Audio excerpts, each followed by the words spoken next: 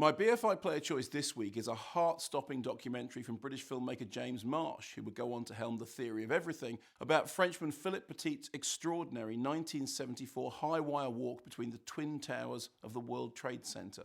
Based on the book To Reach the Clouds, the documentary takes its name from the phrase written by a baffled police officer trying to figure out what crime he was arresting Petit for, settling simply for man on wire.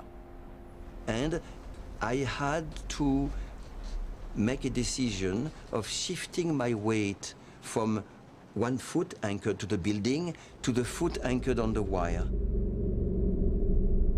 This is probably, I don't know, probably the end of my life to step on that wire. And on the other hand, something that I could not resist, and I didn't make any effort to resist, called me upon that cable. And death is very close.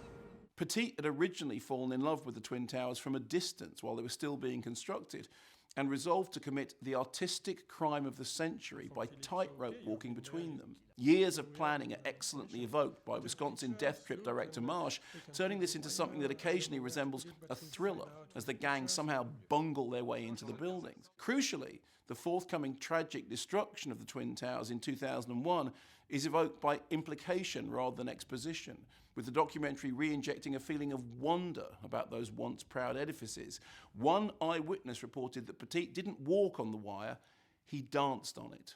From the retrospectively sinister overtones of planning Le Coup to Petit's euphoric post-show discovery of what it meant to be famous, Marsh's film provides both a celebration of the stunt and an analysis of its fallout. Now, ironically, for all its archive footage, the one thing Man on Wire lacks is moving footage of the actual walk itself, which is preserved only in still photographs and in the vivid memories of those who saw it with their own eyes. It was a gap that Robert Zemeckis' lively drama The Walk would fill years later, with a jaw-dropping sequence featuring Joseph Gordon-Levitt and a ton of CGI.